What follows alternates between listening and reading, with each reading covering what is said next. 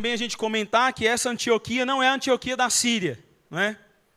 Nós estamos falando aí de uma região da Grécia onde haviam pelo menos 16 cidades com esse nome, Antioquia, em referência a Antíoco mesmo, a um outro imperador, a um outro líder daquele tempo, que nós já até citamos numa pregação passada. Mas fato é que eles pegam um caminho bastante perigoso. Perigoso porque Perge está a pelo menos 1.100 metros acima do nível do mar. Então é uma escalada, é uma subida, uma região bastante montanhosa. E é um caminho bastante marcado por salteadores. É uma viagem perigosa, bastante perigosa. E Paulo resolve ir para lá, arrumando confusão, né? A cidade era bastante grande, tinha esse status de ser uma colônia romana, uma honra que não é dada a qualquer cidade naquele tempo. Então, estamos falando de uma cidade, no mínimo, que tem a atenção da província, que tem a atenção do império. Algumas coisas estão acontecendo nessa cidade, mas é importante falar que também havia uma grande comunidade de judeus ali.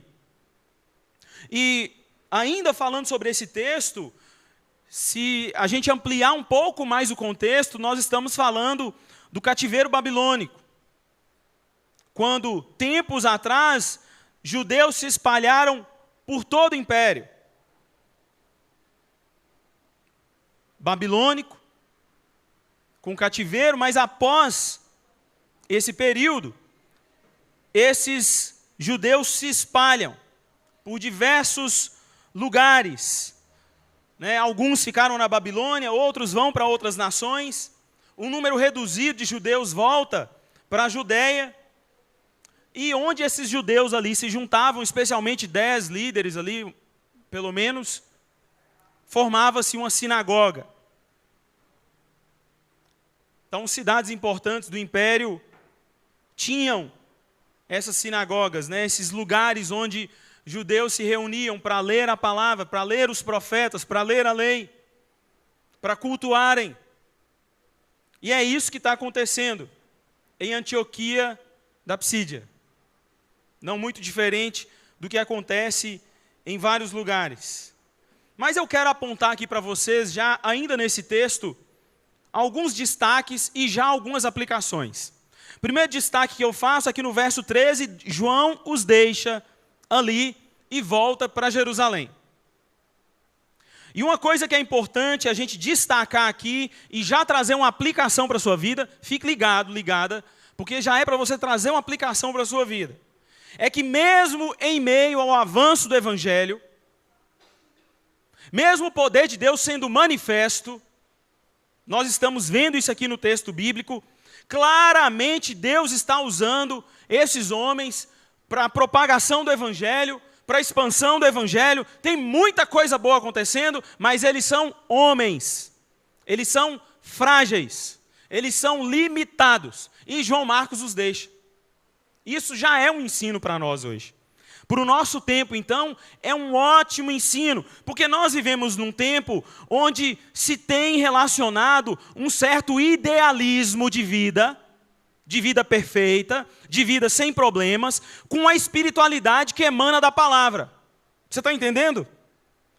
Nós estamos vivendo um tempo onde as pessoas têm idealizado uma vida quase que perfeita, pautada em quê? Em uma espiritualidade bíblica. E eu te provo nesse texto que isso não é verdade.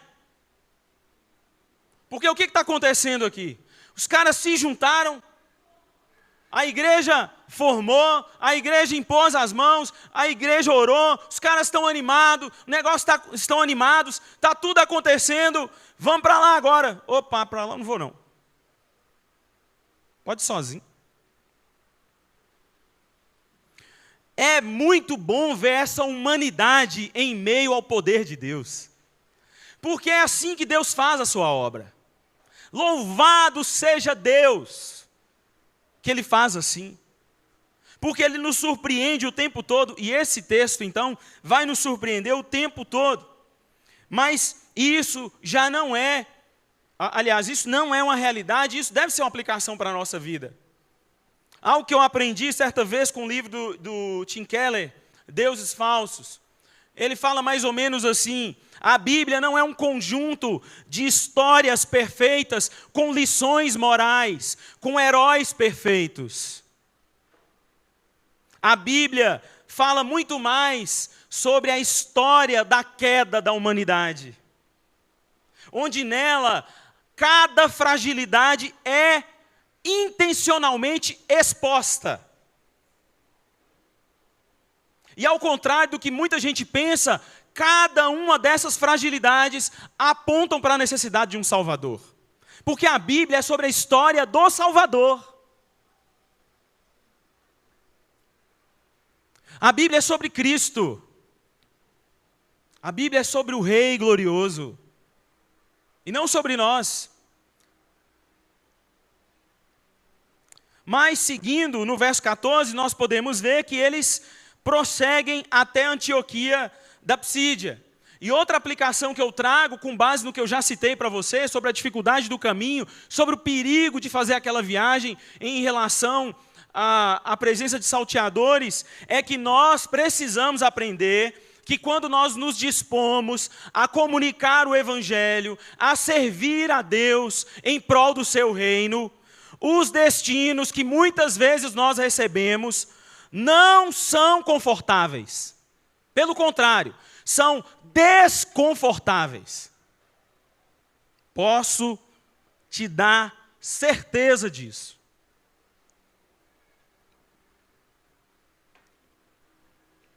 Deus não vai colocar os seus melhores amigos para você evangelizar. Depende, às vezes coloca.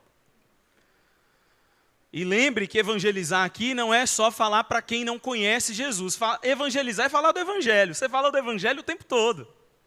Para quem não é crente, para quem é crente. Mas isso também tem que ser desconstruído na sua vida. Porque esse tempo também é marcado por isso.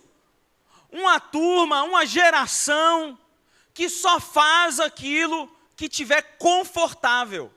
Que só se dispõe a servir se estiver batendo os seus horários na agenda, o dia que você pode, e não te atrapalhar em mais nada. Não é isso que nós estamos vendo aqui. O desconforto aqui é tão grande que João Marcos falou assim: ó, para mim não dá não, eu não dou conta. Eu não vou. Isso acontece conosco, irmãos. E tem que acontecer, porque não é sobre nós, não é esse assunto aqui não é corporativo, sabe? Não é sobre aqueles ideais, onde nós vamos conquistar o mundo, onde nossa marca vai prevalecer. Não, nós estamos falando de uma mensagem que incomoda, transforma, mas incomoda. Nós estamos falando de uma mensagem onde o homem não é o centro, mas Deus é absoluto. Nós estamos falando de uma mensagem onde existem vários lugares no mundo, onde, por causa dessa mensagem, você não será convidado.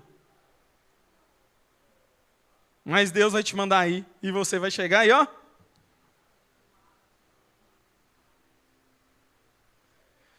Precisamos aprender isso. Aprender isso para o nosso coração. Mas eu quero destacar outra coisa ainda. Como eu disse, onde judeus, líderes ali se juntavam, se encontravam, se formavam a sinagoga, possivelmente um templo para a sinagoga. Paulo e Barnabé, então, aproveitam esse sistema de sinagogas, onde o evangelho pode ser pregado, ou onde, pelo menos, eles podem fazer uma ponte para a pregação do evangelho. E aqui também eu destaco outro texto para aplicação na sua vida. Estou te falando, fica ligado, que esse texto aqui tem várias aplicações para nós hoje, várias. Estou com medo de não dar tempo. O verso 15 diz que os chefes da sinagoga mandaram lhe dizer: irmãos, já que vocês estão aí, se vocês têm uma mensagem de encorajamento, de esperança para nós, para o povo, falem. Queremos ouvir. Paulo e Barnabé estão no lugar certo, na hora certa. eles são convidados a levar uma mensagem de encorajamento, a falar aos judeus e gentios que também estavam presentes ali. Havia presença de gentios tementes a Deus. Eles são estratégicos, eles querem pregar o evangelho para pessoas que estão sedentas de ouvir a palavra, estão buscando de alguma maneira encontrar sentido, espiritualidade no Deus dos judeus. Havia fome de Deus naquela cidade. E eles estão ali, no lugar certo, no momento certo. Uma outra aplicação que eu quero trazer para a sua vida, e a última com base nesse texto, é que nós precisamos aprender que ao servir a Cristo, pregando o Evangelho, ou servindo, ajudando alguém, o foco são as pessoas. São as pessoas. Então, esteja atento e disposto às oportunidades que Deus vai te dar. Entenda isso em nome de Jesus. Para de ficar fabulando na sua cabeça aí o seu jeito de servir a Deus. Pare de ficar distorcendo o que está claro na palavra sobre como fazer, quando fazer, sobre a sua disposição. Para de criar desculpas. E entenda de uma vez por todas. Foi impactado pelo amor de Deus? Quer agora fazer parte dessa onda? Meu amigo, minha amiga. Entrou na correnteza? Solta. Solta em nome de Jesus. Porque não vai ser do seu jeito. Não vai ser da sua maneira. Como eu disse, várias vezes serão desconfortáveis.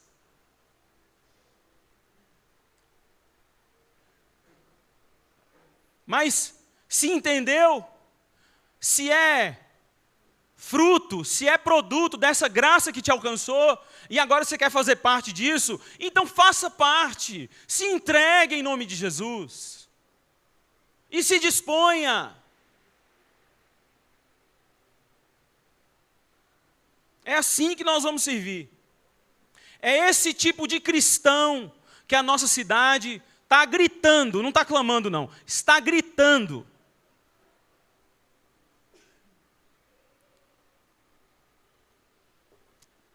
Paulo e Barnabé estão lá.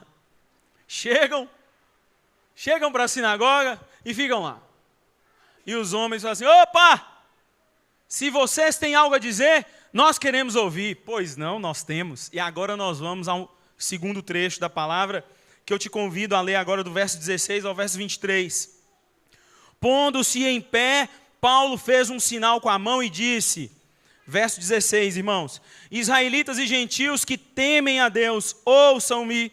O Deus do povo de Israel escolheu nossos antepassados e exaltou o povo durante a permanência no Egito. Com grande poder os fez sair daquele país e os aturou no deserto durante cerca de 40 anos. Ele destruiu 7 nações em Canaã e deu a terra delas como herança ao seu povo. Tudo isso levou cerca de 450 anos. Depois disso, ele lhes deu juízes até o tempo do profeta Samuel. Verso 21. Então o povo pediu um rei e Deus lhes deu Saul, filho de Quis, da tribo de Benjamim, que reinou 40 anos. Depois de rejeitar Saul, levantou-lhes Davi como rei, sobre quem testemunhou: encontrei Davi, filho de Jessé, homem segundo o meu coração. Ele fará tudo o que for da minha vontade. Da descendência desse homem, Deus trouxe a Israel o Salvador Jesus, como prometera. Amém, irmãos? Vamos para o texto da palavra. Paulo aproveita a oportunidade de levar uma mensagem de encorajamento. Paulo está lá disposto. Estou aqui, não estava fazendo nada, na hora, Vamos pregar. Uma mensagem de esperança. E diante disso, agora nós vemos o conteúdo da mensagem de Paulo.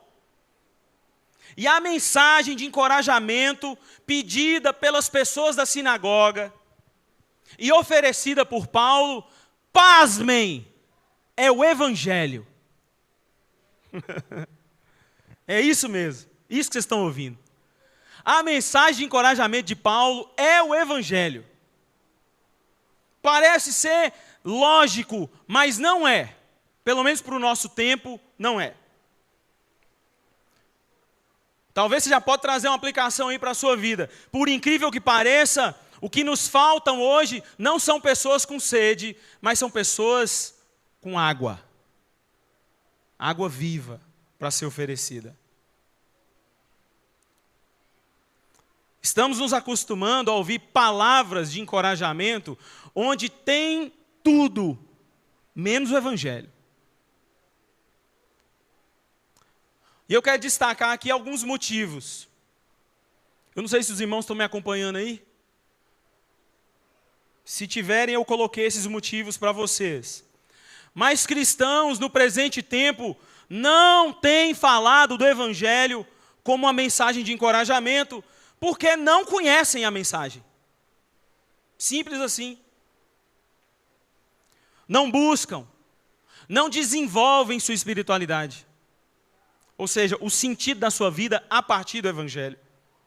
A fé se tornou um artigo, um amuleto, um instrumento que está ali disponível na prateleira, no guarda-roupa. E ele usa em alguns momentos para se relacionar na comunidade externa ou na comunidade interna. Mas é só isso, não passa disso. Ele não tem contato com essa mensagem. Pode ter tido algum tempo atrás, mas não tem contato mais. E aí você é chamado para dar uma mensagem de encorajamento, para falar sobre diversos temas. As oportunidades estão aí. Eu estou falando, o povo está com sede. O que está faltando é água. E você entende o que eu quero dizer por água. E aí, como você não conhece a mensagem, você não a oferece. Mas também, na minha visão, há um outro motivo de cristãos não estarem falando do Evangelho como uma mensagem de encorajamento. É porque essa mensagem, em algum momento da sua trajetória, da minha trajetória, da trajetória desse cristão, essa mensagem, ela se tornou uma tese teológica. Entendeu? Ou acadêmica. Ela é bem construída. Tem todos os argumentos, todas as justificativas. Mas Jesus, para esse indivíduo, só é produto da sua intelectualidade. Nada além disso. É uma filosofia. É o que mais tem hoje. Pode abrir aí, tem muita gente falando do mundo corporativo. Vez ou outra eu tenho oportunidade de falar. Tem muita gente falando e falando melhor que eu. E eu nem falo tão bem assim. O que eu quero dizer é que tem muita gente que nem é cristã e fala bem sem ter feito um curso, como eu fiz. Fala bem demais. Mas não tem vida. É só tese. É só informação. Virou uma filosofia de vida, mas não tem vida. Cristo não é Senhor para essa pessoa, nem muito menos Salvador. Mas eu ainda acredito que cristãos não têm falado do Evangelho como uma mensagem de encorajamento, porque Jesus para eles não é o que a Bíblia diz ser.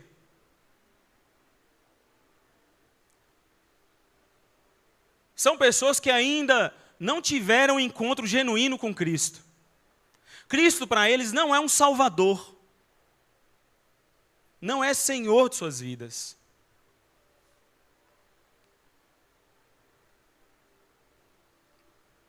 Seja por qual desses motivos,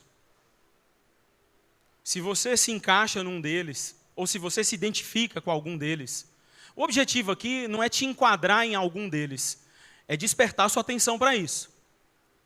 Mas independente de você se enquadrar, se identificar ou não, eu quero te apresentar o que Paulo diz. Porque o que Paulo diz não é produto apenas do que está no seu conhecimento. Paulo está falando de vida. E eu quero compartilhar isso com vocês.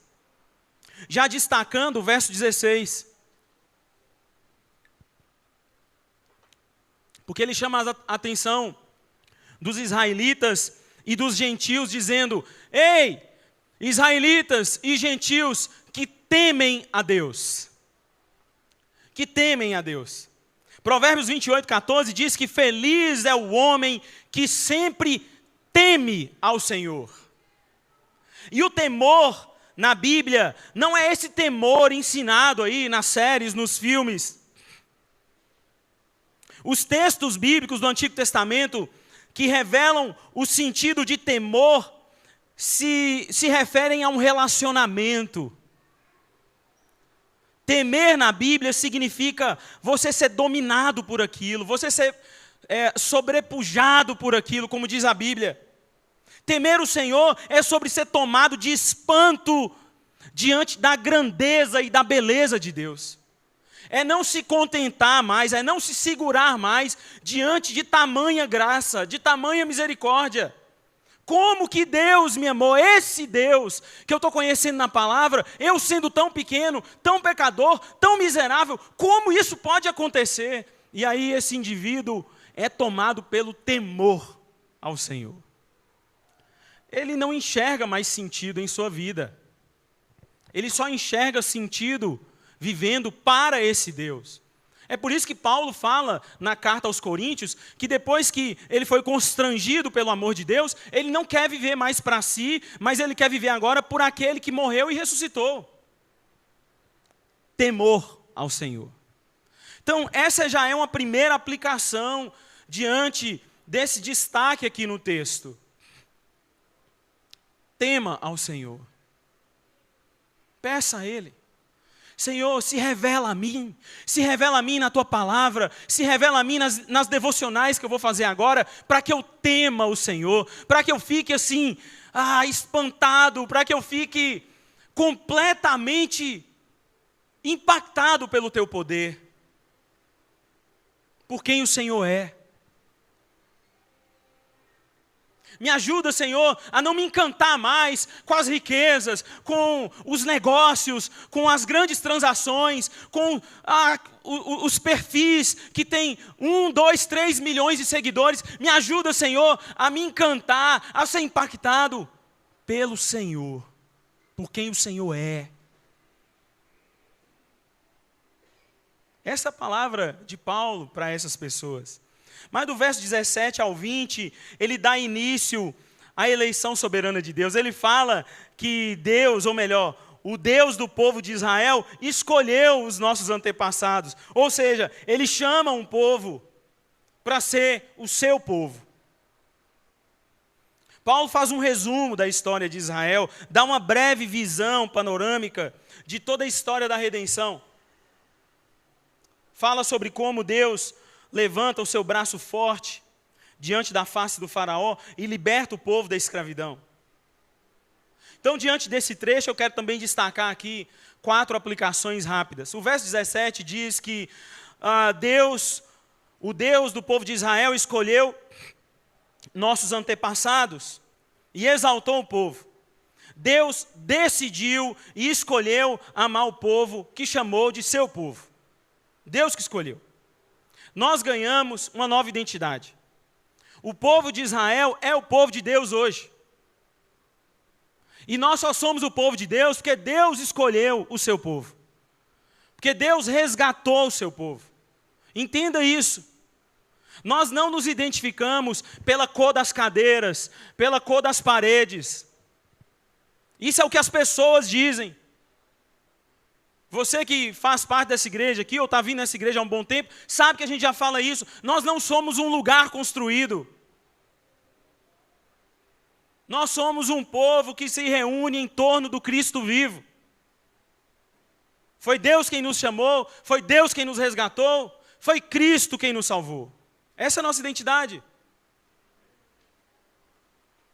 Segunda coisa, ainda no verso 17, com grande poder os fez sair daquele país. Deus os libertou da escravidão do Egito, que olhando para nós hoje como povo de Deus, é a libertação espiritual. Quantos de nós, se não todos nós, podemos relatar, e normalmente aqueles que não relatam só porque não têm consciência. Mas quantos de nós podem relatar sobre o tipo de Egito que vivíamos? Sobre o tipo de escravidão espiritual que sofríamos antes de Cristo. E quando Cristo vem a nós agora somos libertos. Assim como o povo de Deus foi liberto do Egito. De maneira milagrosa. Isso acontece conosco hoje.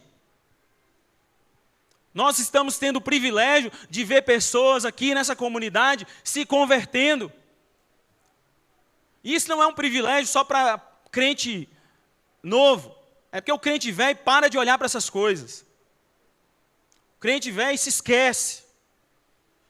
E faz muito bem para a sua vida trazer à memória o que lhe pode dar esperança.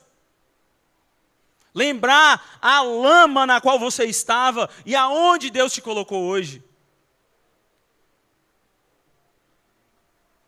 Você está aí infeliz, porque não ganhou o 1 milhão que o seu vizinho ganhou. E o seu vizinho, empreendedor, está infeliz, porque não conheceu o Cristo que você conheceu. Ele está lá cheio de dinheiro indo para o inferno. E você está aqui cheio de Cristo querendo o dinheiro dele. Nós estamos precisando de Deus demais. Todos nós. Terceira aplicação, está no verso 18, verso 20 também. Os aturou no deserto durante cerca de 40 anos. Levou cerca de 450 anos para essa obra redentora de Deus acontecer como seu povo. Ou seja, chamar um povo, lhe dar o nome de povo de Deus, lhe libertar da escravidão física, mas também libertar da escravidão espiritual. E isso demorou tempo, demorou anos, porque Deus é gracioso no seu trato para conosco. E no desenvolvimento da nossa vida cristã. Deus é gracioso. Você tem que se lembrar disso. Parece ser lógico também, mas não é lógico num tempo de tanta performance, num tempo onde todo mundo tem que produzir o tempo todo, onde todo mundo tem que ser perfeito, onde todo mundo tem que se enquadrar, senão você fica para trás. Aqui diante da palavra, nós vemos um Deus gracioso, tratando e desenvolvendo um povo desobediente e rebelde, mas que ele não desiste do seu povo, porque é o seu povo. Uma boa aplicação aqui para a sua vida é, em meio à sua caminhada cristã, você parar um pouco de olhar para si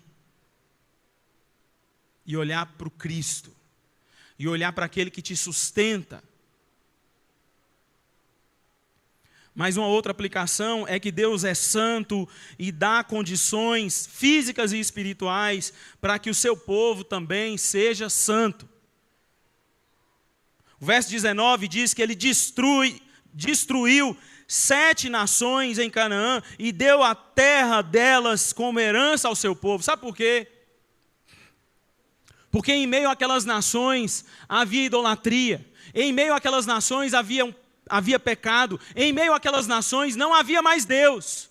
Deus então escolhe o seu povo, escolhe a sua terra e dá ao seu povo uma nova terra. Para que haja uma referência, para que haja uma maneira de ser gente segundo a vontade de Deus, para que haja uma cidade, para que haja um povo, para que haja uma sociedade segundo a vontade desse Deus, segundo as obras desse Deus. É isso que está acontecendo aqui. E Paulo está falando.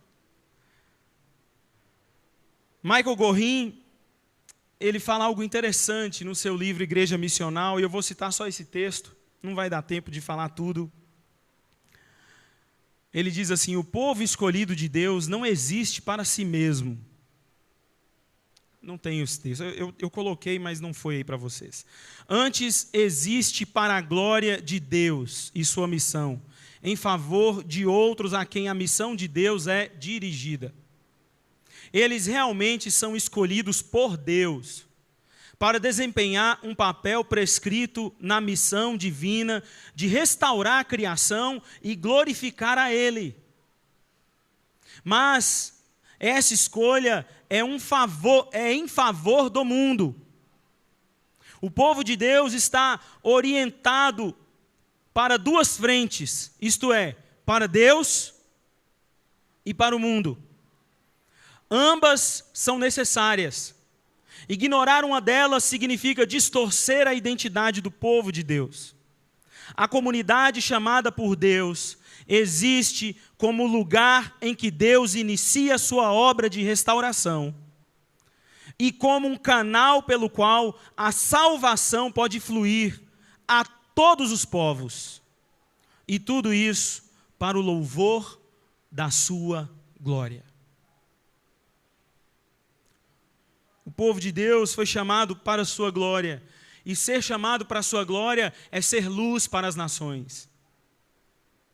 Deus estava construindo uma nova identidade. Não é porque esse povo era especial, não é porque era o povinho de Deus. É porque Deus queria restaurar consigo o mundo. E para restaurar consigo o mundo, Ele precisava mostrar ao mundo o que Ele pode fazer com pessoas que se rendem a Ele. Mas o trecho final, verso 23, diz assim, vamos para as últimas aplicações, destaques e aplicações. Depois disso, ele lhes deu juízes até o tempo do profeta Samuel. Então o povo pediu um rei, e Deus lhes deu Saul, filho de Quis, da tribo de Benjamim, que reinou 40 anos. Depois de rejeitar Saul, levantou-lhes Davi como rei, sobre quem testemunhou: encontrei Davi, filho de Jessé, homem segundo o meu coração.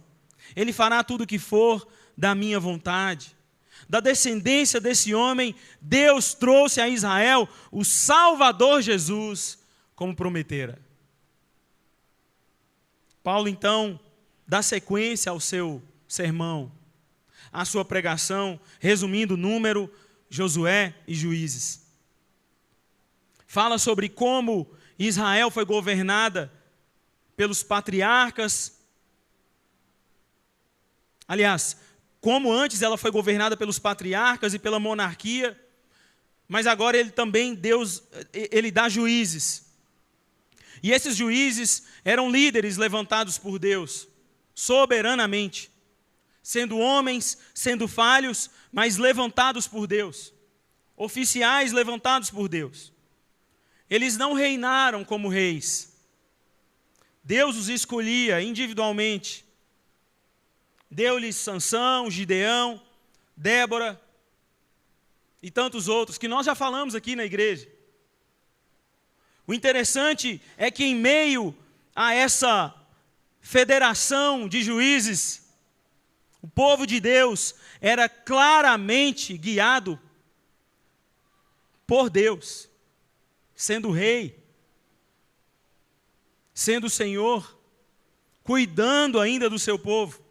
Mas como eu te disse anteriormente, a Bíblia não é sobre histórias perfeitas, com lições morais, sobre heróis perfeitos. A Bíblia expõe nossas fragilidades. A Bíblia fala sobre quem somos. E nossas fragilidades, assim como as fragilidades desses juízes, apontam para a necessidade de um Salvador, de um juiz perfeito.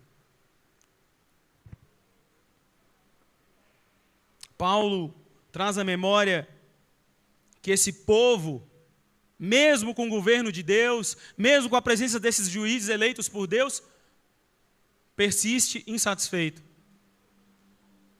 Por olhar para as outras nações que tinham reis, pedem ao profeta um rei. Lembrei desse texto hoje em 1 Samuel capítulo 8, verso 7. Quando Samuel Deus, como é que faz? O povo está pedindo um rei. E aí Deus responde ao profeta. A rejeição, Deus orienta e explica o seu profeta. A rejeição não é com você, mas é a mim que eles rejeitam. Sabe o que você vai fazer? Dê a eles um rei. E Deus dá Saul, filho de Quis. E esse reina por 40 anos. Então, Paulo agora caminha o seu sermão em direção a Davi, que reina, inaugurando um novo tempo sobre Israel. Expandiu as fronteiras de Israel, estabeleceu um período próspero na história da nação. Foi um grande rei, um grande guerreiro, um grande pastor, um grande profeta. E Deus dá a ele uma nova aliança. A aliança que ele faz com Davi era a promessa de que da sua semente viria o Filho de Deus.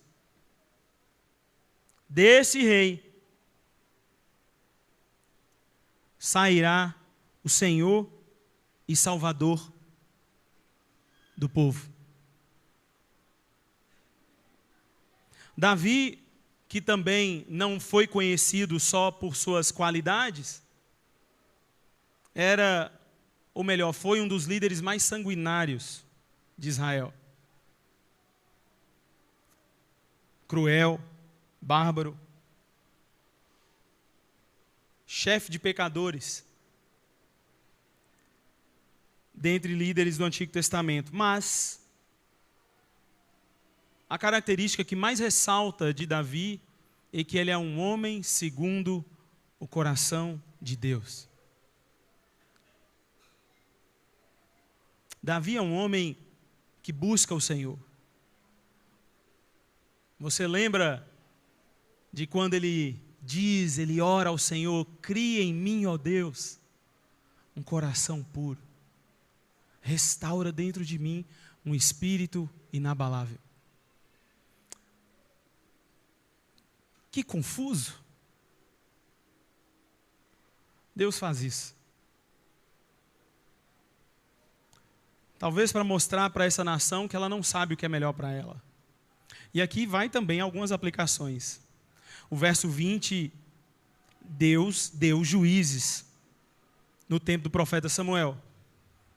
E a limitação desses juízes aponta para a necessidade de um juiz perfeito.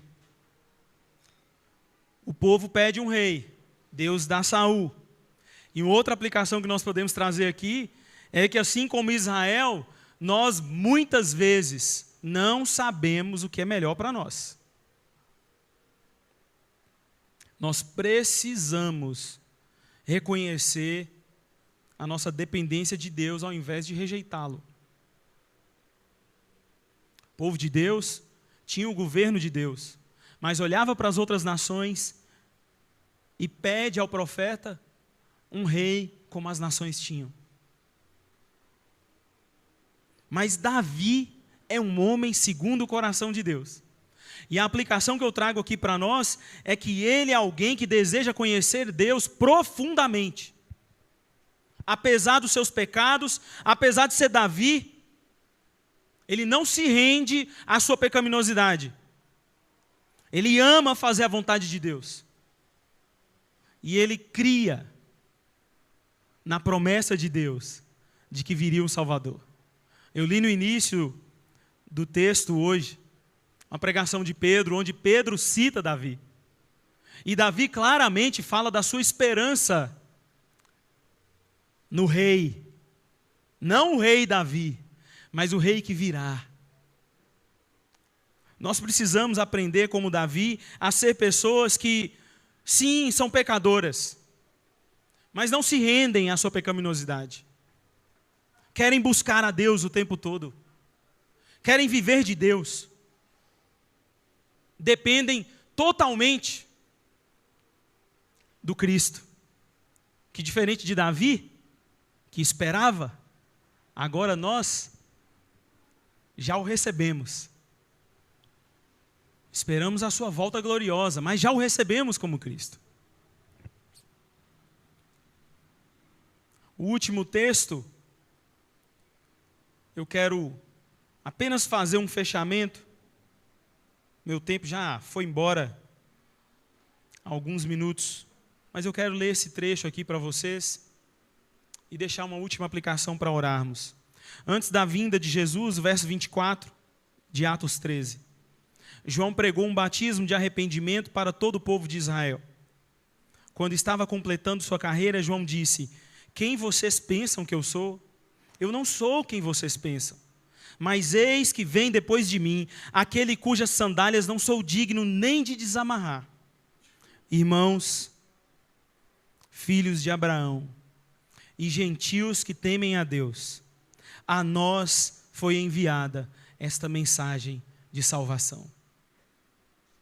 Irmãos, esse é o sermão de Paulo. O sermão de Paulo é sobre Cristo, é sobre o Evangelho. A mensagem de encorajamento que Paulo dá a essas pessoas, pasmem, é a mensagem de que eles não reconhecem Jesus, de que eles não entendem a mensagem dos profetas, de que eles não entendem o que é lido todos os sábados nas sinagogas, pois condenaram o Messias. Mas Paulo termina dizendo: irmãos, filhos de Abraão e gentios que temem a Deus, a nós foi enviada a mensagem de salvação. Jesus não é quem os religiosos esperavam, mas é o Salvador que o mundo necessita. Essa é a palavra de encorajamento de Paulo. E essa precisa ser a nossa palavra de encorajamento. Jesus é a nossa salvação. Se eu puder deixar uma pergunta para você, a pergunta que eu deixo é: Jesus é a sua salvação? Não é uma resposta para você dar aqui, mas é uma resposta para você refletir sobre se de fato você se percebe como alguém carente de salvação, carente do Cristo vivo, carente, necessitado do Cristo que ressuscitou e vai voltar. A pergunta é para saber se essa mensagem de encorajamento que precisa estar na sua boca quando você receber a oportunidade de compartilhá-la, de fato não está apenas na sua boca, mas está no seu coração. Ela domina o seu pensar, ela domina as suas vontades, ela domina os seus sentimentos. Vamos orar? Feche seus olhos. Deixe o Senhor falar contigo.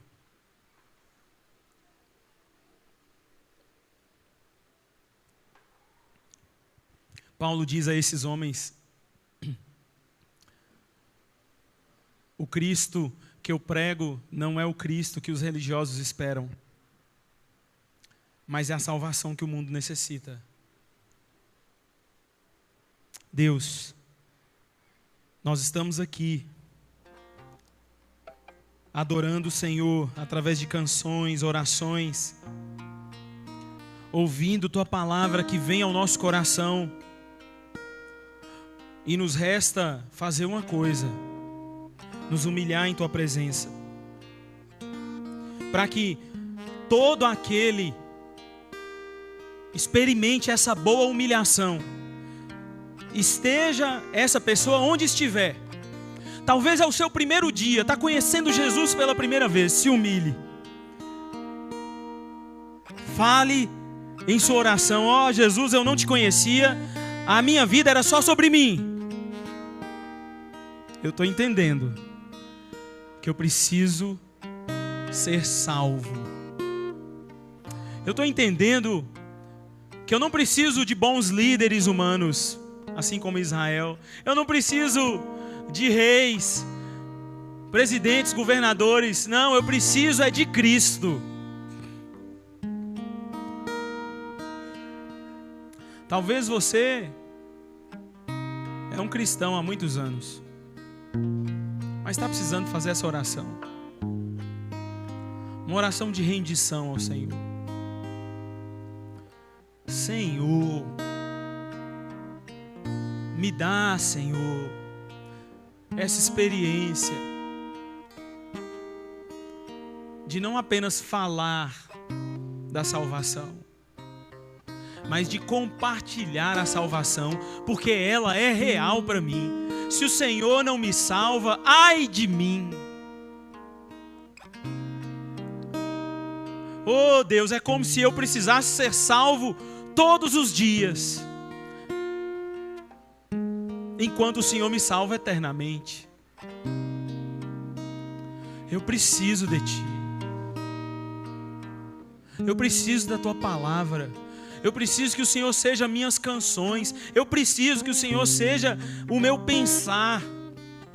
Eu preciso, Deus, porque não dá para caminhar sozinho. Tu és a minha salvação.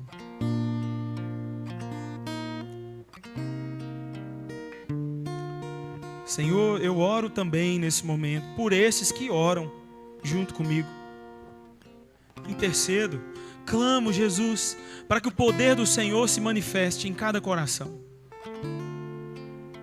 Para que corações sejam impactados, sejam amolecidos, sejam moldados segundo a Tua vontade, segundo o Teu querer. Em nome de Jesus. Em nome de Jesus. E que assim, ao mesmo tempo que nós nos tornamos, Senhor, Teu povo, que o Senhor nos use como Teu povo.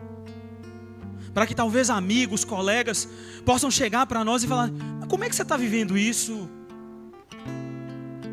Que alegria é essa que eu não conheço? Oh, me empresta o livro aí que você está lendo. Oh Deus, nos dê isso, Senhor. Clamamos assim. Clamamos por nossa cidade também. Eu aproveito para clamar por tanta gente que está carecendo do Senhor, que está carecendo da Tua palavra, que está carecendo de transformação, de nova vida. Tanta gente, Senhor, que está frustrada com lideranças, com governos. Oh Jesus, é assim, a história humana é assim. Que essas pessoas tenham a oportunidade de conhecer o Cristo vivo, o Rei dos Reis, o Rei do Rei Davi. Em nome de Jesus. Oramos, Senhor, por tanta gente que, como nós, muitas vezes fica tentando resolver sua vida, resolver seus problemas sozinho, e anda frustrado, frustrada. Tanta gente que está sofrendo, que está depressiva, gente que está ansiosa. Deus, nós clamamos em nome de Jesus. Ajuda-nos a levar a mensagem do Senhor, essa mensagem de encorajamento que saiu da boca de Paulo e sai da nossa boca também hoje, Senhor. Ajuda-nos, em nome de Jesus. Ajuda-nos, que isso seja uma realidade para todos aqui, sem exceção, do crente mais experiente, aquele que está se entregando ao Senhor Jesus hoje. Em Teu nome, Senhor, nós clamamos, nós oramos e Te agradecemos. Amém, irmãos?